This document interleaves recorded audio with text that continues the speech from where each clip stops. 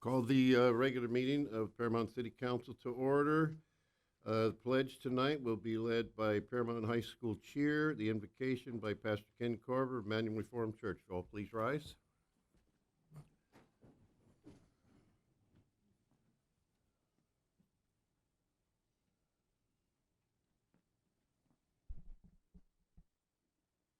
Can everyone place their right hand over their heart? Ready? Begin. I pledge allegiance to the flag of the United States of America and to the republic for which it stands, one nation, under God, indivisible, with liberty and justice for all. Let's pray together. Lord, we thank you for your city. We thank you for what's happened in this city over many decades. We thank you for moving the city from being called a disaster site by the RAND Corporation to being called an all-American city. We thank you for how you've used everybody, how with everyone playing their part, our streets have become paved and our parks are clean, our schools have shined, our businesses have thrived. We thank you for each person who's participated. We bless you for all your servants. We pray that we'd have servant hearts. We thank you that when you came, you didn't come to be served, but to serve and to give your life. So we pray we'd be servants. We would look out for everyone. We would walk together. We pray this city would continue to rise, and we'll give you all the glory. Bless your leaders, make them wise, use them, and we thank you for each one here. In Christ's name, amen. Amen. Thank you both. Have a roll call, please. Councilmember Guillen. Here. Councilmember Lemons. Councilmember Omos. Here. Vice Mayor Hoffmeyer. Here. Mayor Hansen. Here. We do have a few presentations. If the council will join me down at the dais, please.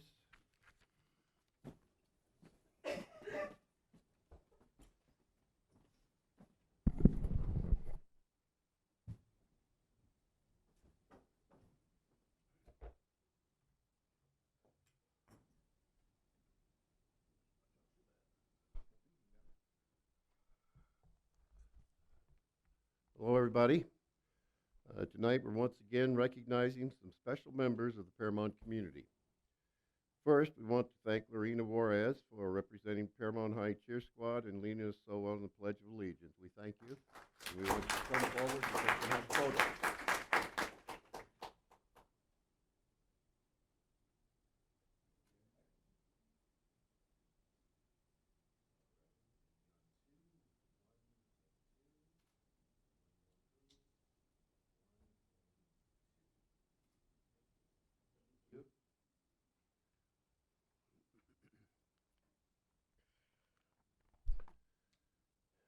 Each January, folks across the country observe National Personal Self-Defense Awareness Month. This is designed to educate women and teens about realistic self-defense options to protect themselves so they can avoid, escape, and survive possible assaults. Joining us tonight are Cassie Trost and Liliana Sanchez from Carlson Gracie, a mixed martial arts training facility in town that offers a variety of classes. In fact, they recently held a women's self-defense program for city staff members. And they are producing a similar public class in conjunction with the city that begins tonight at Mariposa Building. For the new class, the first 20 slots were free to Paramount residents, and it runs for 16 sessions over 8 weeks. So we're pleased to present this proclamation for this special month to Cassie and Liliana. Would they please come forward?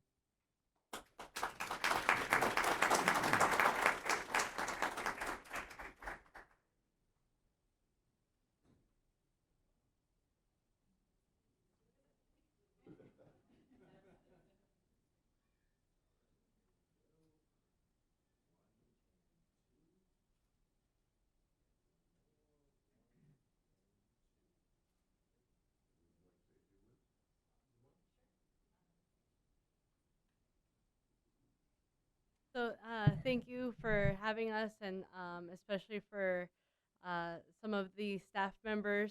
We have a few up here that went and did our self-defense program that we did for the city. we had a lot of fun, and not just fun, but it was also enriching. And I'd like to thank some of the women from our school, which is just across the street, if you haven't seen it, for coming out and helping support and teaching women what to do in self-defense situations. I appreciate the city for investing in doing it over a course of 8 weeks. A lot of times you'll see free seminars that are like an hour, but that's not enough to really know what you're doing. So I have full confidence in the women that did attend the classes. I wouldn't mess with them, just a heads up. So especially like Clyde is right there. Don't mess with him. But it's empowering to see women take that step and learn what to do, and then also for them it builds that confidence. Like, hey, I'm like way more capable than I thought that I was. So we appreciate that, and we look forward to a long relationship with the city and being able to equip people to defend themselves. So thank you so much. Thank you.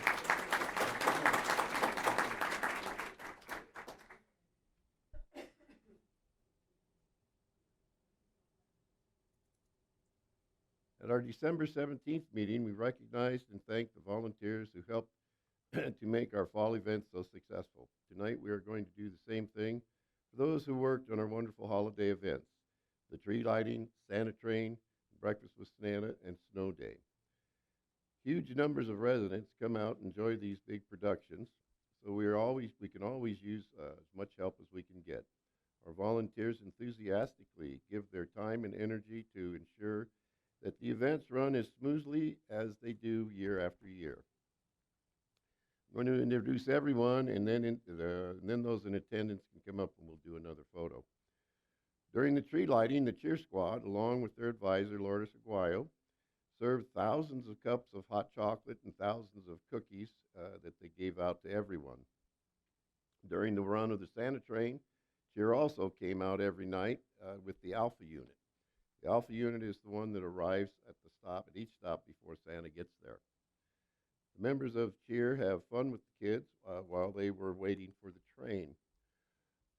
Also, leading up the train, the members of Musa and their president, Eric Aresa, put candy canes and apples into the little bags that were passed out to everybody on the 4-day route. That's about 20,000 bags. And Musa has done this for many, many years, and it's a great service, and we really appreciate it.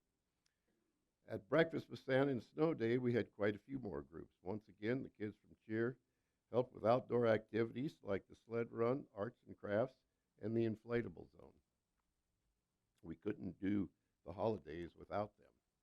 The Avid Club from the high school and advisor Gloria Fernandez staffed those same activities, as did volunteers from Paramount Adult School and advisor Hector Lujan. And the folks from Chapel of Change, led by Irene Ramirez, served the food and cleaned up the gym after the breakfast. It's people like these that make Paramount so great. Let's show them all our appreciation. We thank everybody.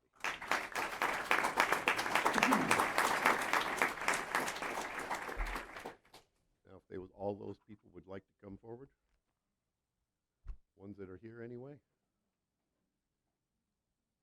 Might mention with the cheer, we saw you guys a lot. Football games, Vice Mayor and myself were there at most all of them, actually. Chris, do you want to go? Okay, let's just go. Let's come up here. We have the council on top row.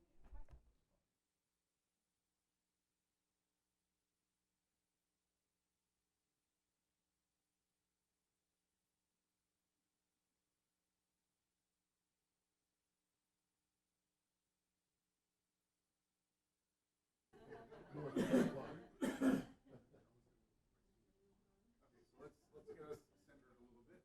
Be right in the middle, come close. Everybody kind of do that thing, turn a little bit to the side. And Hector, to bounce out, can I have you on that side? Is that possible?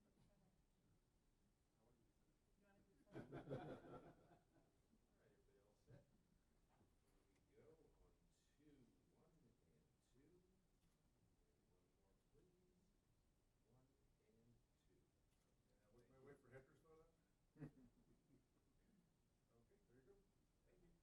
Okay, thank you all.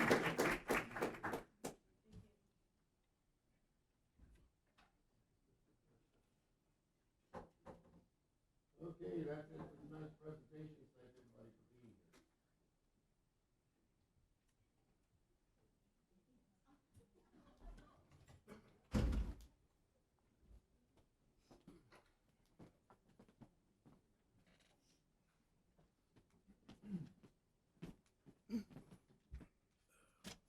Are you getting nervous yet or not yet? Okay, city council, public comment updates. Yes, sir, Mr. Mayor. We do have one from the December 17th meeting. At that city council meeting, 3 residents spoke pretty much about the same issues. Mr. Gerald Serta, Ms. Maria Serta, and Mr. Julio Delgado, if you recall, had issues with parking in their neighborhood, the Passage and Perilla neighborhood, and they were also requesting a mid-block crosswalk on Alondra east of Downey Avenue. The action or comment from staff is that we have worked very closely with the residents of this neighborhood on solutions to parking, as I stated last month. Additionally, as you know, the city council has formed a committee, a community-wide committee that will look at parking holistically to study those types of parking solutions. The committee will have their first meeting later this month, and that would be more specifically on Thursday, January 30th. As far as the mid-block crosswalk on Alondra, a traffic engineer's report is still being conducted at this time, and that will examine the feasibility of a mid-block crosswalk. And I'd be happy to answer any questions. Okay, thank you.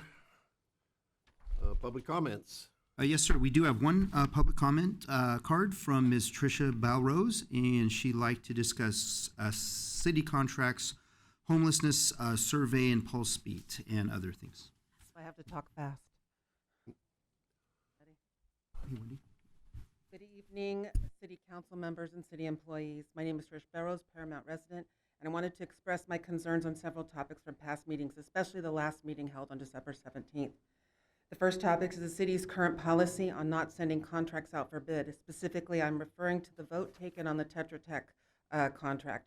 Generally, there is no bid process presented. Why is this the modus operandi for the city council? And now that the council did not approve this contractor, what is the plan? How do we, the residents of Paramount, know that our city is getting the best services and the most transparent answers to our questions if there is no bidding process? The spending of the city's budget on the services it provides to its residents is precisely why you're in the positions you hold. I believe the residents of this city want and deserve to know how their tax dollars are being spent. The Pulse Beat article, front page article in the, for December is a distortion of the survey results as they were presented at least 2 city council meetings that I attended. In the city council meetings, the results spoke to the city's residents' desire for public safety. The 66% favorable rating was a very specific group of the 400 people who participated in the survey and do not necessarily reflect Paramount at large. As written, the article supports the upcoming tax increase that will be on the ballot in March. Residents, take note. Homelessness, it's here in Paramount. It's 2020. What are we doing about the homeless that are congregating at Paramount Boulevard in Alondra? Why is there no commission for homeless in our community? We need a plan now. I have volunteered in temporary shelters run by volunteers, church organizations, city service agencies, and the like. It can and must be done so there are no incidents and accidents that result from passing the buck to someone else. Lastly, I am very concerned about the response by the city manager to concerns raised by Paramount residents here at city council meetings. There is a detachment, condescension, and patronizing tone I find troubling. The same problems, the same responses, and the same results are reoccurring themes that demand immediate attention. People's lives are at stake, and the same old business as usual just doesn't cut it. Setting up a commission to look at parking is a postponement to addressing the problem that has been here a long time. Kids needing their noses cauterized because of exposure to chromium-6 in the air near their Paramount Elementary School needs to be addressed. The fact that the residents have to continue to ask at almost every council meeting why the chromium-6 in the air has spiked to make the city aware is a problem. The residents of Paramount are not your enemy. We are your employer. Work for us. Please work for us. Thank you. We do have another speaker's card, Mr. Mayor. That person is Ms. Bonita Meeks, and she'd like to discuss parking. Ms. Meeks?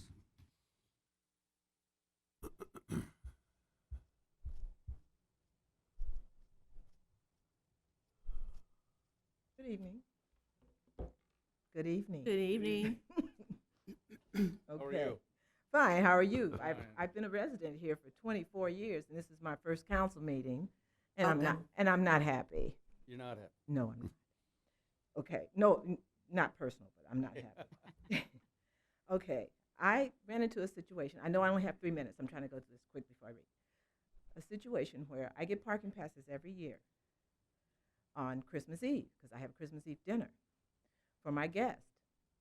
Well, this year I was told I couldn't get them because I live on 14819 Downey Avenue, which is right there at 2nd and Downey, where we voted for them to get permits so that they made it a partial cul-de-sac. It's a one-way out because of the school parking, and we got parking permits. Years ago, we voted on that. Well, now I'm being told that because our complex is legally Downey Avenue, we can't get permits. Well, where are our guests supposed to park? Where are they going to park? So I sent this email. It was Christmas Eve. I'm making my Christmas Eve dinner, and I'm totally distracted, but I had to go through this. And so I said, I'm a resident homeowner at the above address here in the city of Paramount. I went to the Paramount Sheriff Station to get parking passes for guest parking for my annual Christmas Eve party, which I have held for the past 24 years consecutively. I have always gone to the Sheriff's Station and received one-day temporary passes for this event. I was informed tonight that my address does not allow me to receive any form of parking pass for street parking. I was also informed because my condo complex has legal address of Downey Avenue, even though it faces 2nd Street, and due to it being a complex which provides parking, that we, residents at my address, no longer can receive street parking permits for our guests or our own vehicles that we may need to park on the street. I need to know why this is taking place without notification to homeowners and also without allowing us to discuss with city officials. I am livid. I am a taxpayer, a homeowner, a voting citizen, which attributes to city employees and council members' salaries. Where did I leave off? I'm sorry. I need to know why our building will no longer receive updated passes coming this spring also. I was informed that by the Sheriff's Station. We need passes for our guests, as we have always received for the past 20-plus years, just like the other residents along 2nd Street. I would like to know how to get this overturned and or corrected. How are we as residents supposed to live on a street which only has permit parking and we are not allowed permits? Where are our guests supposed to park? How has this been allowed without some form of discussion with homeowners, which it affects? I need to speak with someone immediately in regards to this matter ASAP, as I'm informed that both the Public Safety Director and Assistant Public Safety Director are out till December 30th. This is not making much sense to me. As a citizen of the city, I would like to think that there would be one official there for support. The rest. So that's what I ran into. Do you have any comment? for that? Yes, Ms. Adriana Lopez can address this. Thank you, John. Good afternoon or good evening. Yes, I read the email. We received it on Christmas Eve. I was with my family, so I reached out to the staff that perhaps were available. She did receive a call that day. Yes, gentleman, Anthony, I think? Anthony Martinez very reached out nice. to you. And at that point, I realized that it was Christmas Eve and all your one-day permits were issued to you. However, we did do the research, and the complex that you live in, I believe you said 14811 Downey? 4819. Okay, 19. All our documentation does not show that we've ever issued permanent resident permit parking or guest parking. However, I can't say that we have not issued one-day permit. So that's what we gave you. You're saying, excuse me, are you saying that your records show that you never allowed parking permits for that address? Correct. Yes, you have. I have permits. I have permits when they changed the street and we voted on as homeowners and residents for them to change the cul-de-sac, that the drive-through there. And we received permits for each vehicle. I have them on my cars now. And I'm being told that they're going to be obsolete in the spring. And what are we supposed to do about that? Okay, so like I mentioned, the records that we have do not show that. However, if you do have that, then I'll be more than happy to discuss it with you further. However, the documentation that we have, we're very specific as to the neighborhoods that receive resident permit parking. Yeah. And it is a Downey address, and Downey does not have resident permit parking. I understand that, and I was told that. It doesn't make sense to me. If you've done it before in the past, and now all of a sudden you're changing it, but you have no record to show, and you're saying that it doesn't exist. It does exist. I have permits. I've lived here 24 years, and I have never run into this. And if I hadn't have gone for permits that day, I wouldn't have even known about it. So what we did is that day, we did issue you the permits. Yes, you did. And we did explain to you that we did, at the direction of the city council, form a parking committee, which will be looking at some of these issues, because parking is a citywide issue. And that's one of the things that I figured we can bring up to the committee in regards to the address. Because it needs to be heard, and I'm going to let more people know about it. Because only our complex on that street is being isolated. The homeowners, they get parking permits. Everyone else, and the homeowners have driveways with garages. Mhm. We don't have driveways with garages. Yes, and I understand this issue has been discussed over the last year. I've brought it to city council at least on three different occasions. And we also took it to the Public Safety Commission for almost a year, and they were all publicly posted. So I did do my due diligence of making sure that the public was aware that these items were coming before council. Adriana, if I That- could just make, sorry, Go Mr. ahead. Mayor. No, go Make a ahead. suggestion that you get with Ms. Meeks for the Absolutely. information that she seems to have that we don't have, so that we can at least get clarity on the situation. And that way, when we do take it before the parking ad hoc committee, we'll know exactly what we're discussing, because I want to make sure that what she has, we have, and vice versa. Because right now, Absolutely. we're not on the same page even with documentation, so let's get there first. Yeah. So, What, yeah, the if you- permits that I have? yeah, the permit, because our records are showing that you were just issued the 1-day permit parking, not parking permits. So you said you have that information for whatever permits for reason. each It doesn't vehicle. appear to be in our system, so let's straighten that out and fix that so that we Yeah, can then because deal with the issue We were properly. told that if we lost those permits, we had to pay for them. Uh-huh. We were issued those permits when But they you said you changed it. have some still, correct? Yes, I do. That I would be have to have very them. helpful in helping I us have to have resolve this. And Adriana will get with you so that we can see those permits, and that way we can track it back and begin to deal with this issue. Yes, council member, and like I said, I'm not saying that she doesn't have them, it's just that we didn't have the documentation, That's what and I'm that's saying, why we we're don't doing have an it. overhaul of everything. And we need to have that because that had to do with the notifications that were sent out. Absolutely, and that's why I felt it was necessary to issue the one-day permits for Right. her annual celebration. Or I think it's kind of a little bit of a unique situation there too. 'cause Absolutely. I'm familiar with your way Yeah. out there on That's the a- street. Yeah, I know what that's an exactly you're understatement. talking about. So I think she'll work with you, and maybe we can accomplish something on that there. Yeah, you're gonna have to. I mean, Okay. we have guests that come over and they'll get cited. Absolutely, we will definitely work with you, and there'll be an Okay. item that will go to the committee. Okay. All right. Thank you. Well, I'm gonna keep following up. Sure, absolutely. Okay. Any further? No, sir. Okay. Consent calendar. Move it. Second? Moved by Hoffmeyer, second by Lemons to approve the consent calendar. Have a roll call, please. Councilmember Guillen, Yes. Councilmember Lemons, Yes. Councilmember Olmos, Yes. Vice Mayor Hoffmeyer, Yes. Mayor Hansen. Yes.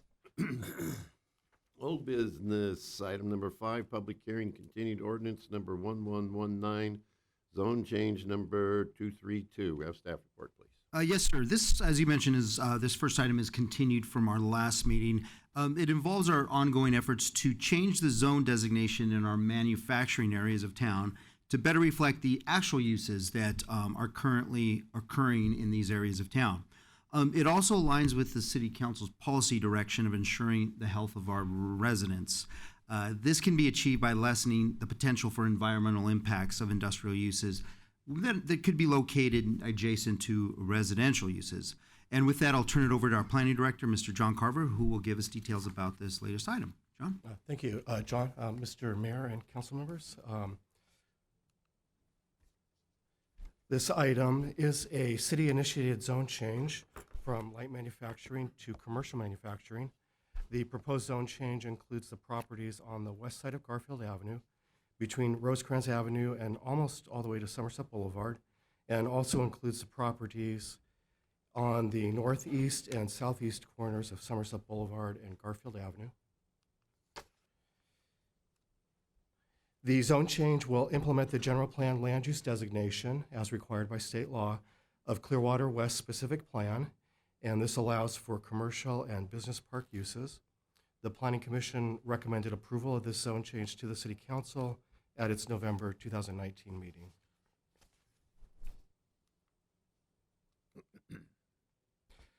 This is a look at the area. Again, it starts at Rosecrans and heads south on the west side of Garfield, almost all the way to Somerset. The corner, the northwest corner, is already zoned commercial, and this zone change also includes the northeast and southeast corners of Somerset and Garfield. This is the existing zoning, which includes light manufacturing. This shows the proposed zoning, which again is commercial manufacturing. This shows the existing land uses. The majority of the uses are commercial manufacturing with some residential and light industrial. And this shows the general plan land use designation map, which is Clearwater West specific plan. Looking at some photos of the area, this photo shows auto uses on Rosecrans Avenue, west of Garfield, which are commercial manufacturing uses. Moving south on Garfield, these are commercial manufacturing and warehouse uses. There's also residential, the trailer park on the left and the park, Garfield Park on the right. And more residential and a church. And then the northeast and southeast corners of Garfield and Somerset, which are commercial. This is a look at the outreach for the Planning Commission meeting in November. In October, there were courtesy notices that were sent to property owners and tenants regarding the proposed zone change. Public hearing notices were also mailed to property owners and tenants regarding the Planning Commission public hearing. And for the City Council, the public hearing notice was published in the paper, and public hearing notices were sent to property owners and tenants regarding the hearing this evening. So in summary, the zone change will bring the subject properties into conformity with the general plan land use designation as required by California state law. The zone change will allow for future uses that are more compatible with the residential uses to the west. The zone change will allow for future commercial uses that will serve the needs of the adjacent residential neighborhood. And finally, we have not received any negative feedback from property owners or tenants. And we're recommending that you introduce ordinance 1119, and I'm happy to answer any questions. Any questions before we open public hearing? I have a question, John. So what is this, all these changes, is there any commercial building or any residents that are going to be affected by it? Like, for instance, there's some the trailer park there on the corner. We're not trying to change that residential into something else? No. Where it's going to affect their living? It will not. Right now, they're legal non-conforming. They'll continue to be legal non-conforming under the commercial manufacturing zoning. So yeah, nothing changes. They can continue to exist into the future. So is this going from, okay, because from what I think I understand, you're mostly going from heavy to light or commercial? Right. So right now it's zoned M1, which is light manufacturing, and what we're proposing is CM, which is commercial manufacturing. So commercial with a small manufacturing aspect to it would be permitted uses, in addition to commercial uses. And when you say commercial with light manufacturing, like what would that look like? What's there that I would know is something that's already done, like Sure. those boot places, perhaps? It could be something like that. It could be a clothing manufacturer that makes some clothing in the back and sells it at a retail Got it. portion in the front. Okay, thanks. Any further questions? Okay, this is a public hearing. We'll hear testimony in the following order. First, those in favor, then those opposed. Anyone wishing to speak in favor? Opposed? Make a motion to close the public hearing. Second. Moved by Hoffmeyer, second by Olmos. Close public hearing. We have roll call, please. Councilmember Gian, Yes. Councilmember Lemons, Yes. Councilmember Olmos, Yes. Vice Mayor Hoffmeyer, Yes. Mayor Hansen. Yes. Any further questions or a motion be in order? So moved. Second. Been moved and seconded that we read by title only, waive further reading, introduce ordinance number 1119, and place it on the next regular agenda for adoption. We have roll call, please. Councilmember Gian, Yes. Councilmember Lemons, Yes. Councilmember Olmos, Yes. Vice Mayor Hoffmeyer, Yes. Mayor Hansen. Yes. New business, item number 6, set a public hearing, ordinance number 1120, introduction, amending section 29-1 and 29-1.1 regarding incorporation of the county traffic code. We have staff report, please. Yes, sir, Mr. Mayor. The next two items are related. It's something that we do every year. We adopt and incorporate into our municipal code the county traffic and health codes. This gives our officers the ability to enforce these codes within our city. With that, I'll turn it over to our Public Safety Director, Ms. Adriana Lopez, who will handle both items number 6 and number 7. Adriana? Thank you, John. As John mentioned, this is an annual item that comes before you. Chapter 29 of the Paramount Municipal Code incorporates by reference the Los Angeles County Traffic Code as a traffic code for the city. To ensure that we are utilizing the most current version of the code, we need to readopt this by reference on an annual basis. Prior to adopting by reference a provision of the Los Angeles County Code, the City Council must perform a first reading of the title of the proposed ordinance and set a date for a public hearing. With that, it is recommended that the City Council read by title only, waive further reading, and set a public hearing for ordinance number 1120 at the next regular meeting on February 4th, 2020 at 6 p.m. Questions? Motion to move the item. Second. Moved by Hoffmeyer, second by Lemons, read by title only, waive further reading, and set a public hearing for ordinance number 1120 at the next regular meeting on February 4th, 2020 at 6 p.m. We have roll call, please. Councilmember Gian, Yes. Councilmember Lemons, Yes. Councilmember Olmos, Yes. Vice Mayor Hoffmeyer, Yes. Mayor Hansen. Yes. Item number 7, also set a public hearing for ordinance 1121, an introduction amending section 24-1 and section 24-6 regarding incorporation of the county health and safety code. We have staff report, please. Adriana? Yes, this is basically the same thing, but this would be for the health department. So the city of Paramount has utilized the services of the Los Angeles County Health Department for inspection and other services related to health and sanitation. Chapter 24th of the Paramount Municipal Code incorporates, once again by reference, and the city council, prior to adopting by reference, there's a provision of the Los Angeles County Code that the city council must perform a first reading of the title of the proposed ordinance and set a date for a public hearing.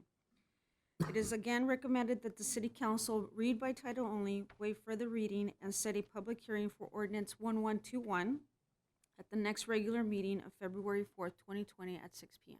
I'll be happy to answer any questions. Questions? Move the item. Second.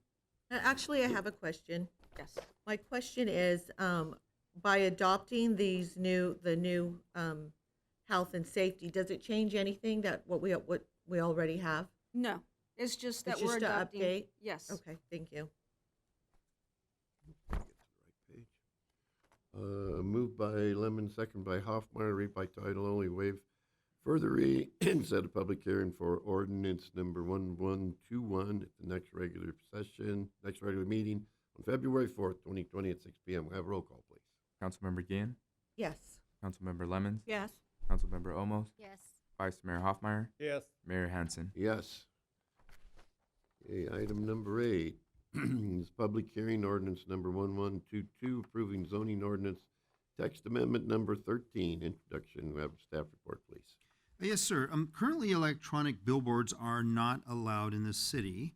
However, in August of last year, we brought before you an item to gauge your interest in the possibility of allowing one electronic billboard to go in off of Rosecrans Avenue near the 710 freeway. At that meeting, there was actually interest by the council, and by unanimous vote, the city council directed us to come back with an ordinance that would update the code and allow for digital billboards at this location. So with that, I'll turn it over once again to our planning director, Mr. John Carver, who will handle the item. John? Thank you, John. Mr. Mayor and council members. This item is a request for a zoning ordinance text amendment to allow digital billboards adjacent to the 710 freeway.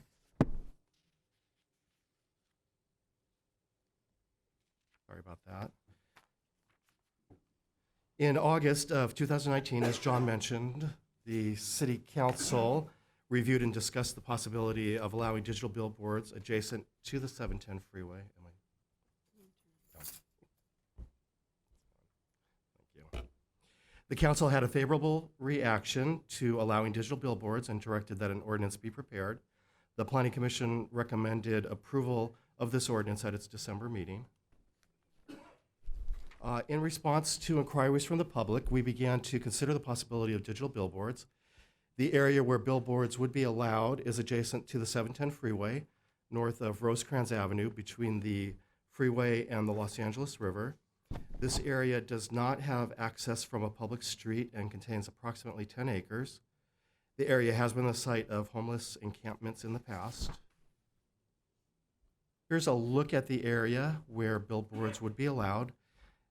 Again, it's north of Rosecrans, so Rosecrans is down at the bottom of the slide, running east and west. The area where billboards would be permitted is circled in purple, and that area is in between the 710 freeway and the Los Angeles River. There are a number of considerations that would be looked at in allowing digital billboards, and they include a decorative pole and billboard. And in an upcoming slide, I'll show you some examples of decorative poles and billboards. Other considerations would include the brightness of lights, and that would be in order to protect surrounding residential uses from an overly bright billboard. Other consideration would be the frequency that images can change for purposes of safety for drivers on the freeway. And another consideration would be the amount of time for public announcements, and this would allow the city to advertise events and make public announcements. And there would be an annual development fee to the city of $105,000.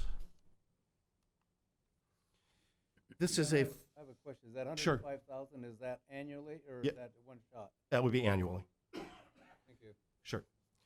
And this is a photo simulation of the billboard location and how it might appear on the freeway and in this area where the proposed billboards would be located. These are some examples of decorative billboards with decorative poles and the billboard themselves. And this is a preliminary example of a design that we've been working on with the billboard company, and this theme plays off the Los Angeles River. And here's a look at the ordinance. Basically, it just states that digital billboards would be allowed adjacent to the 710 freeway, north of Rosecrans Avenue, and the Planning Commission and the City Council would have to approve a development agreement prior to the construction of a digital billboard, and at that time, an environmental assessment would be conducted, and then finally, the Development Review Board would approve the design of the billboard. So in summary, digital billboards would be allowed in a limited area adjacent to the 710 freeway.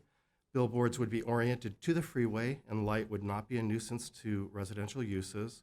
The billboard and pole design would be creative and artistic. The city would receive revenue starting at $105,000 per year.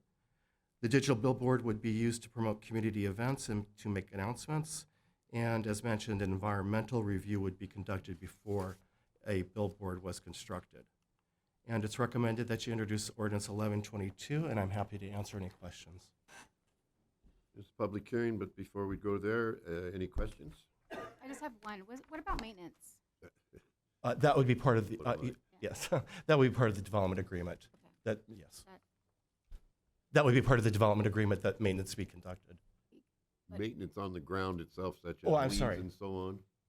The billboard or the, Are you thinking on the bottom? I was thinking on top. I'm thinking on the bottom.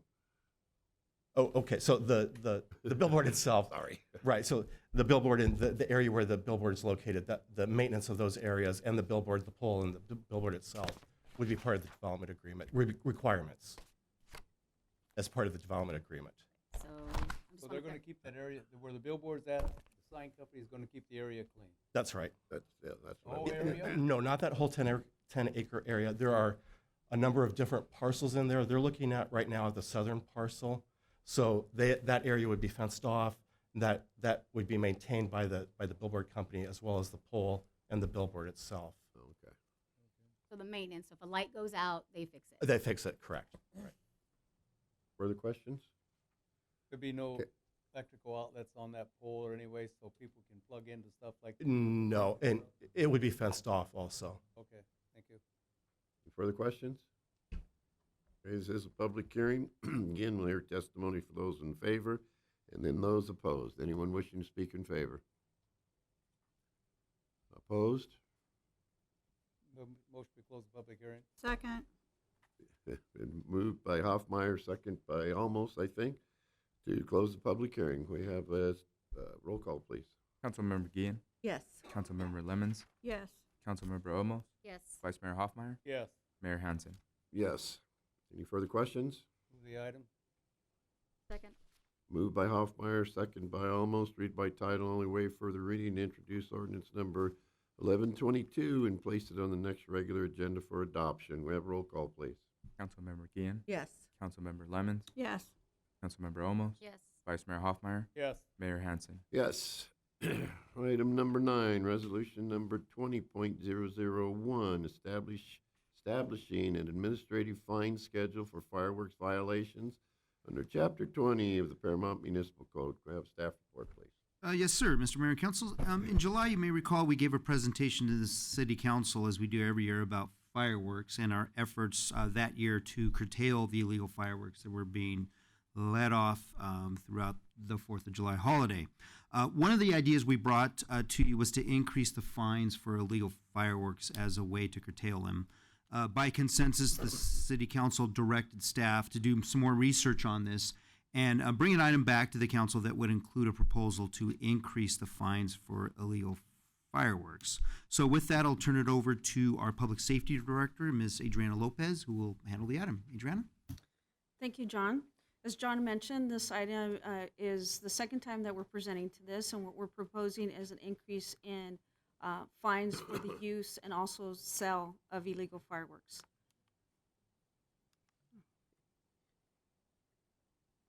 Okay. I'm going to have to go all the way back. I apologize. It's not set.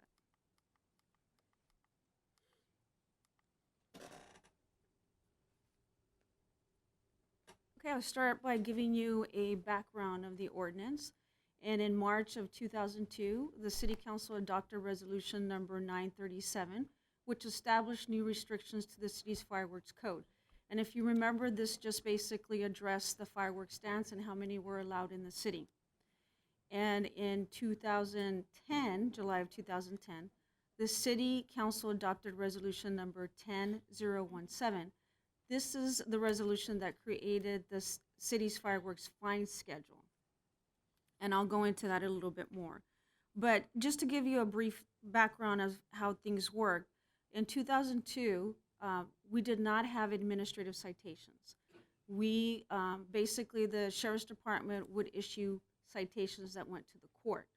And when offenders got to the court, sometimes it was a minimal fine or it was no fine at all. So by creating a fine schedule, we were able to allow now deputies to issue administrative citations. Resolution number 017 established these fines that are before you. If you look at the $250 fine amount, that was for using safe and sane fireworks outside of the dates that they're allowed to be used, which is just July 3rd, and 4th. $350 was for the sale of safe and sane fireworks outside of a permitted fireworks stand. And then the $1,000 was for the sale, setting off, or being in possession of illegal fireworks or dangerous fireworks. So that's what we currently have in our books. So as John mentioned, in July of 2018, after we presented our after action for July 4th, the City Council directed staff to draft a proposal to increase the fines for illegal fireworks, and that's what we're doing today. So Public Safety analyzed the fine schedules from 18 cities in Los Angeles County, and I'll review that with you now. What we found is that 15 cities issue citations, administrative citations, in the amount of $1,000 to $1,500 and fines for using or possessing illegal fireworks. And then we have 3 cities that issue $2,000 in fine for using or possessing illegal fireworks. And then we found out that 4 of the 18 cities issue citations between $2,000 to $5,000 for selling illegal fireworks. When we were doing the survey, we found out that cities have different fines for different violations. So these tables before you, what we did is we separated the cities that have basically a flat rate of $1,000 for possessing, selling, or using illegal fireworks. And currently that's where we are. We issue a $1,000 citation, administrative citation, for the use, sale, or being in possession of illegal fireworks. Then we have the city of Bellflower and Downey that are our bordering cities that have a $2,000 fine for possessing, selling, or using illegal fireworks. And then the last table shows Lakewood, Linwood, Monterey Park, and Southgate that have created a different fine for selling illegal fireworks. In the past 6 years, 5 nearby cities have adopted or amended their ordinances to increase fireworks administrative fines for using, selling, or possessing illegal fireworks. And the ones in yellow are the cities that are bordering cities. So one of the reasons why I wanted to highlight that is that since they've increased their fines, we're trying to address or maybe deter from people coming into our city because we have a lower fine amount. This table here shows how we've been doing the last couple of years. So as you can see, in 2015, deputies issued 67 citations, and it gives you the fine amount. And then it also gives you the amount that we've recovered. So overall, we're averaging about 58 to, let's say, 60% of recovery rate. However, these numbers are always changing because people go into payment plans or people decide to pay later on, even 3 days or 3 years after the fact that they've gotten these administrative citations. These citations never turn into warrants, and it never ends up in the courts. Here we're highlighted some of the significant issues that have happened either in Paramount or in one of the surrounding cities. As you can see, you probably remember that in 2006 there was a Lakewood home that was affected, and the garage actually just blew up and it affected many of the neighbors. In 2016 here in Paramount, we had a 16-year-old who basically lost all his fingers from his right hand because he was using illegal fireworks. And in 2018, Long Beach police officer arrested a Paramount resident for selling and being in possession of $250,000 of illegal fireworks. So this is what we're proposing. We also found out that some cities have passed or have adopted a social host fine, which is $250, and I'll kind of go into what we're proposing here.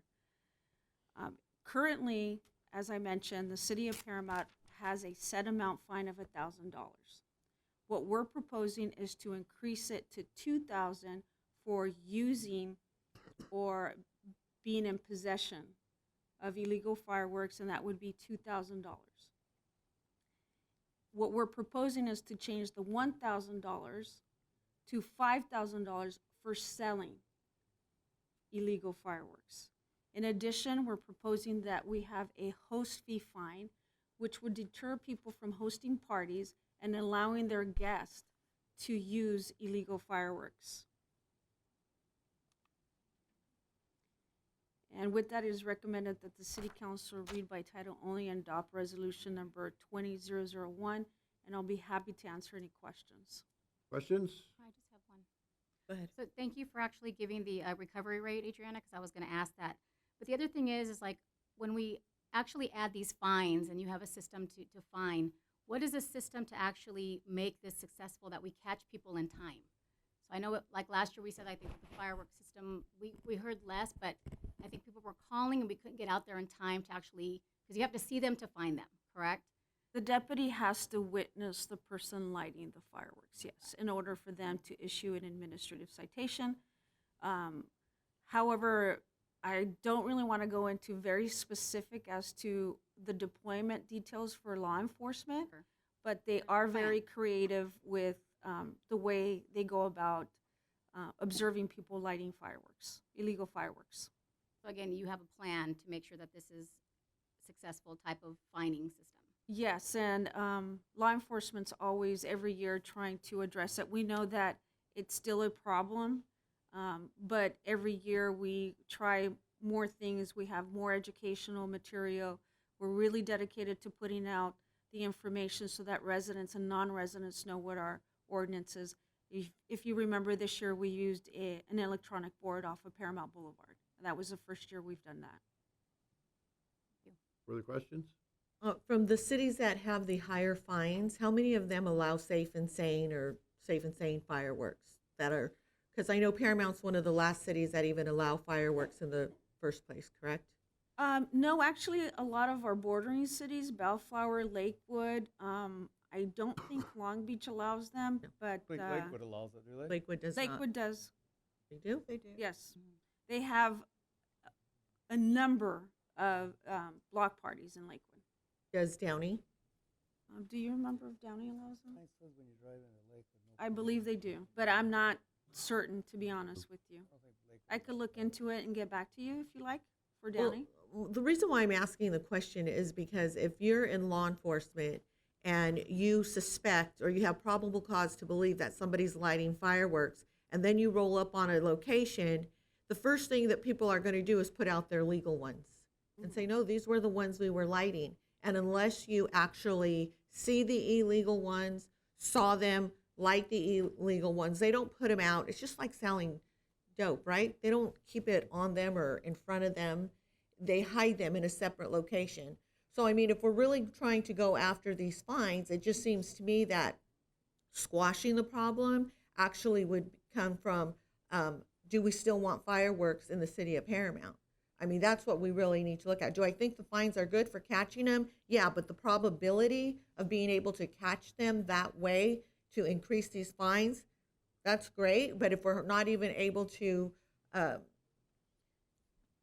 get the $1,000 out of them, how are we going to get $5,000 out of them? So, I mean, what is the goal here? Is the goal to stop the illegal fireworks in Paramount? Is that, if that's the ultimate goal, then we need to look at other options as opposed to just fines.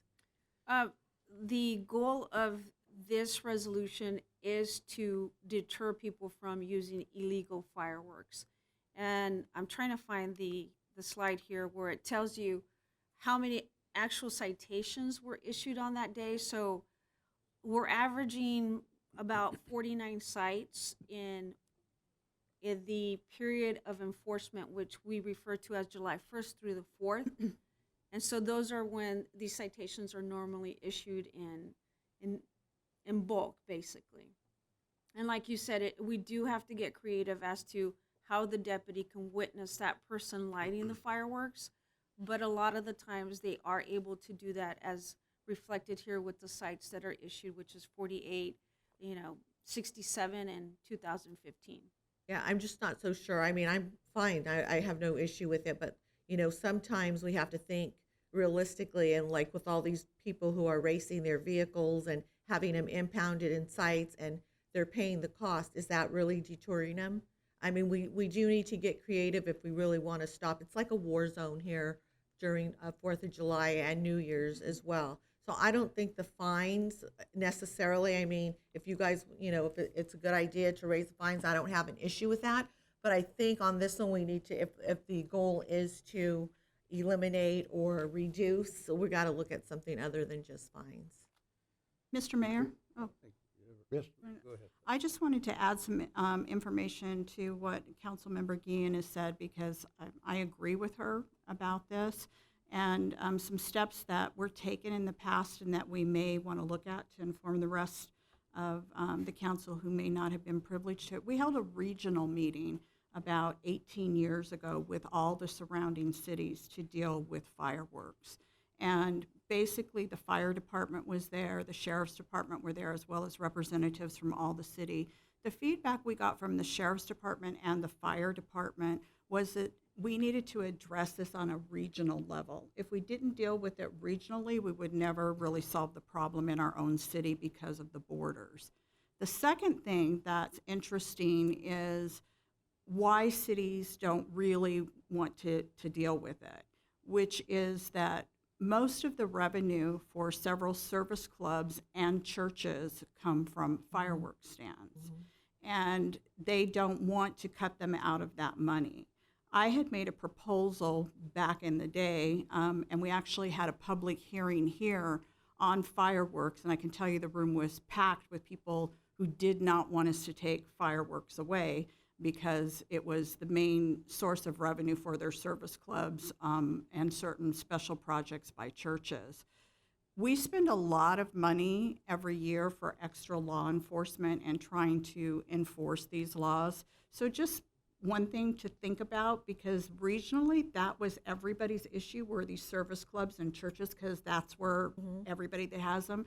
We used to have, I think, double or almost triple the number of stands we have now. Correct. Because the stand that we took back then was to attrit them out. So basically, let them phase out on their own as the different service organizations or churches no longer depend on it. So we have reduced them by more than half.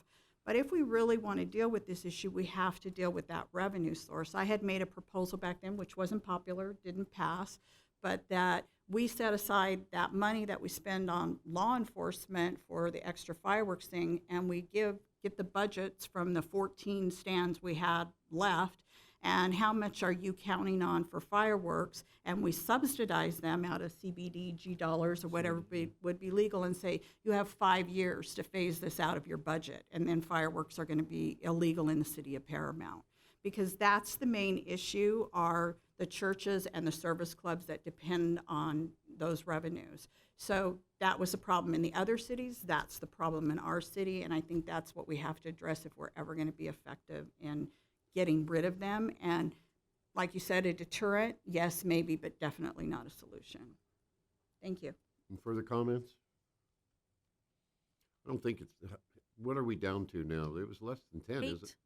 8 now? Yes, we started at 16 in 2002, and now we're down to 8. And 8, yeah. And we won't issue any more applications. Right. Or permits, I should That say. was in that whole thing. And how it before. works is if they miss 1 year, then they're out. They're done. Correct. Yeah. And how did we come up with those 8?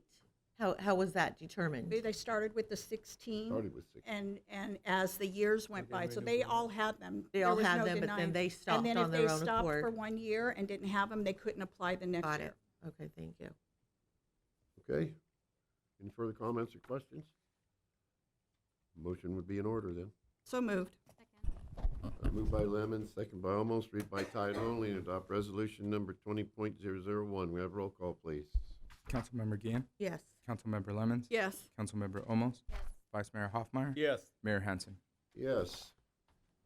Comments and committee reports from council members. We'll start down here with Thank you. Councilwoman Lemons. What I'd like to report on mostly is that I'm just returned recently from the Contract Cities Conference in Sacramento, and there were a lot of issues on the agenda. We spoke to a lot of senators and a lot of assemblymen. I would say the hottest topic was AB 50, the housing bill by Senator Wiener.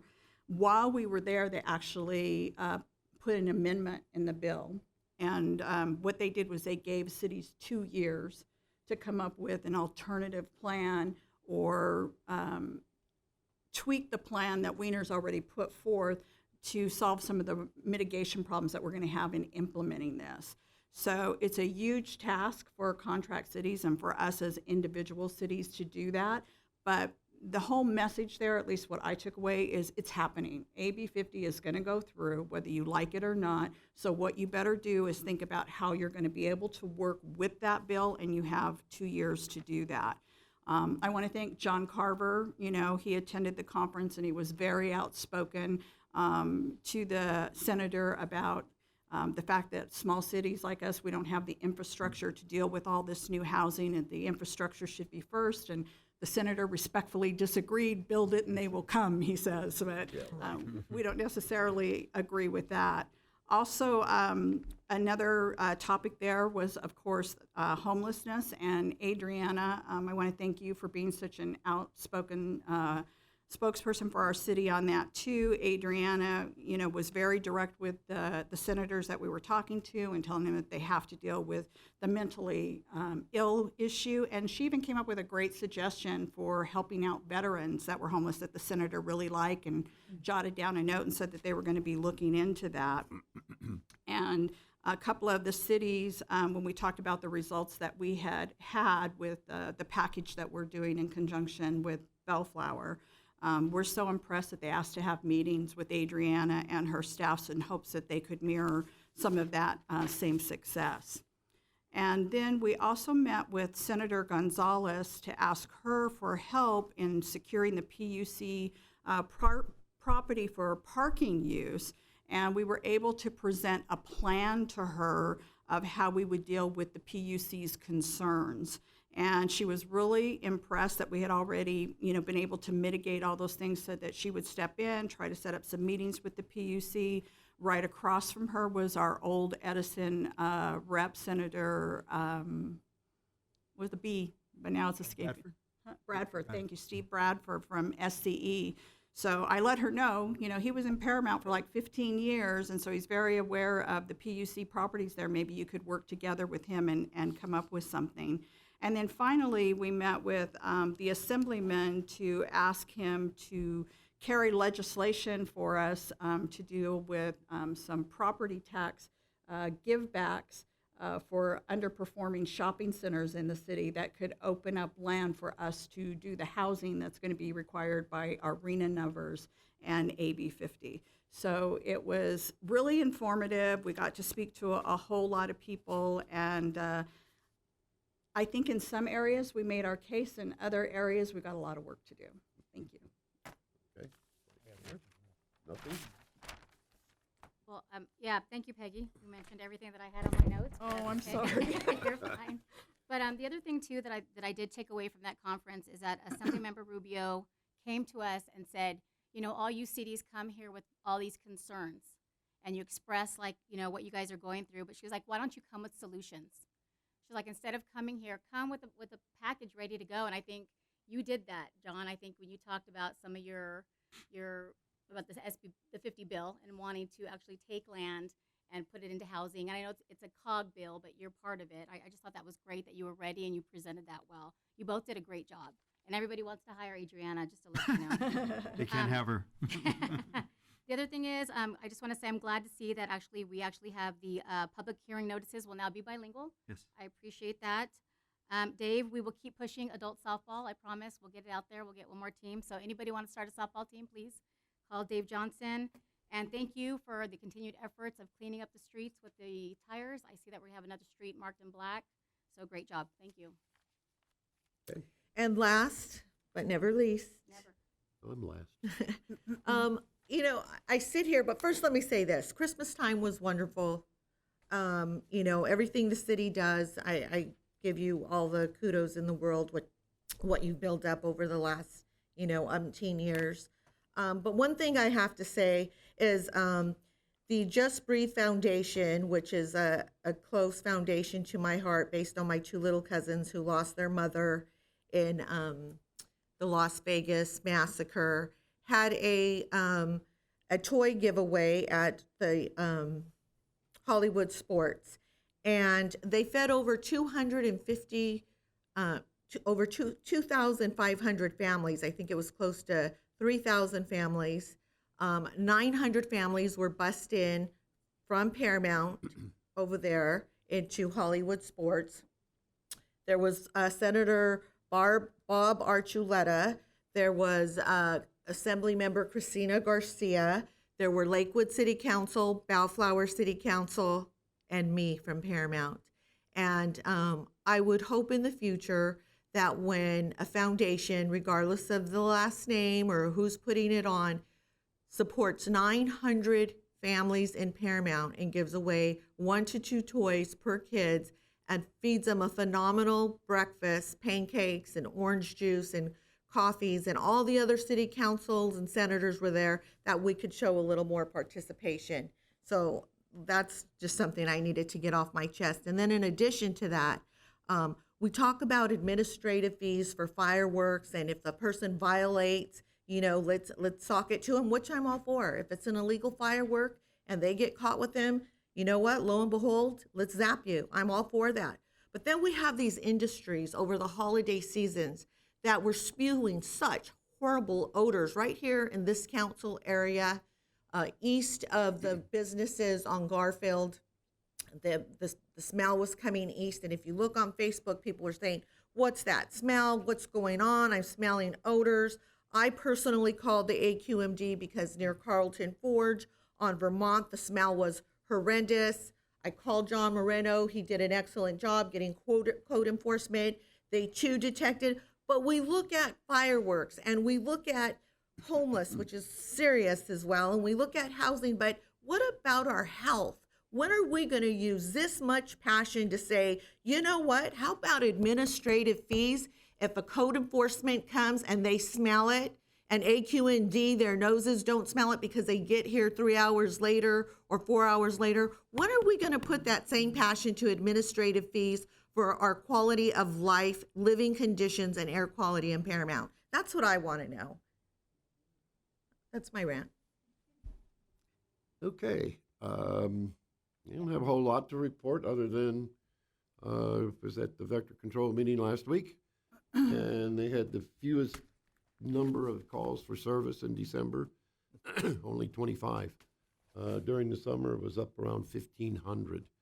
They were really very busy, and they're gearing up. And they have some new programs that they are talking about starting, which are kind of interesting.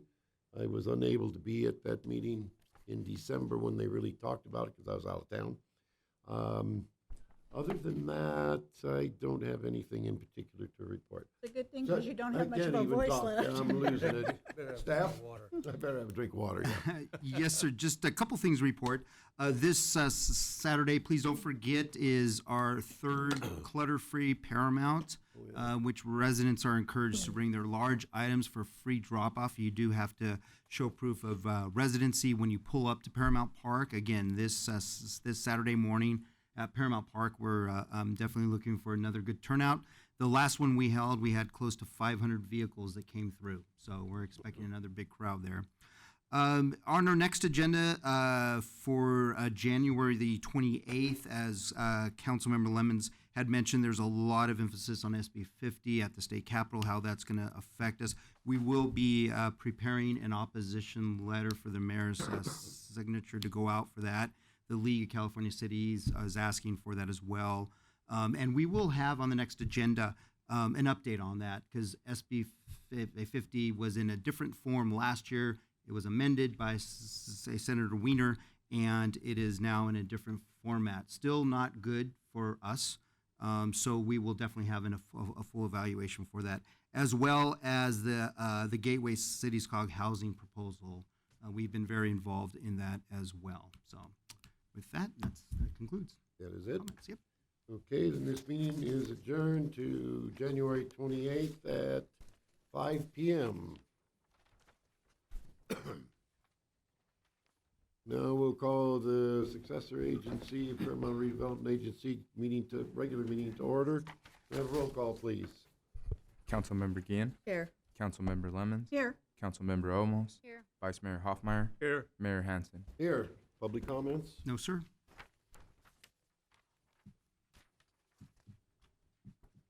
Okay, Consent calendar, we're just gonna do the minutes first? Yes, sir, and if we could Report. pull off item 2 to be a report, that'd be great. Right. Move the minutes. Moved by Hoffmeyer, second by Olmos to approve the minutes from the December 17th, 2019 meeting. Have roll call, please. Councilmember Gian, Yes. Councilmember Lemons, Yes. Councilmember Olmos, Yes. Vice Mayor Hoffmeyer, Yes. Mayor Hansen. Yes. Item number 2, resolution number SAPPRA 20.001. We have staff report, please. Yes, our finance director, Karina Lam, will handle this item. Karina? Thank you, John. Mr. Mayor and members of the council, the item before you is our annual item. That is the ROPS 20-21, this time for Paramount Successor Agency for a period between July 1st, 2020 through June 30th, 2021. ROPS, ROPS, stands for Recognized Obligation Payment Schedule. As you know, all former redevelopment agencies in California were abolished in 2012, and as a result, Paramount lost about $6 million revenues per year. Each successor, did I lose my Lose your voice? mic. I think you're, oh, so is mine. I think mine's going down. No, we can hear you. Oh, we can hear? You can hear me? Okay. Just talk loud. As Okay, loud as you I can. will. Okay, as you know, all former redevelopment agencies in California were abolished in 2012, and as a result, Paramount lost about $6 million revenues per year. Each successor agency now for the former redevelopment agency is required to prepare an annual ROPS to be approved by an oversight board before submitting to the Department of Finance for approval. Each ROPS captures the annual funding necessary to wind down the business of the former redevelopment agency. Since Senate Bill 107 was passed, we are now required to submit the ROPS to the County Oversight Board for review. So after your approval tonight, this item will be considered by the County Oversight Board at a January 28th meeting. The schedule for your consideration tonight has no new items, with a total obligation request at about $10.7 million. The vast majority of the obligations here is related to the bond debt service at about $9.9 million total. Also included in the schedule is $500,000 settlement from the state for a third-party contract, as well as a $250,000 reimbursement for administrative costs. This concludes my report. It's recommended the SEPRA board read by title only and adopt resolution SEPRA 20-001 approving the admin budgets and the ROPS 20-21. I'll be happy to answer any questions you may have. Thank you. Any questions? None? Move the resolution. Second. Moved by Lemons, second by Hoffmeyer, read by title only, and adopt resolution number SEPRA 20.001. We have roll call, please. Councilmember Gian, Yes. Councilmember Lemons, Yes. Councilmember Olmos, Yes. Vice Mayor Hoffmeyer, Yes. Mayor Hansen. Yes. No further business. This meeting is adjourned till February 4th, 2020 at 6 p.m.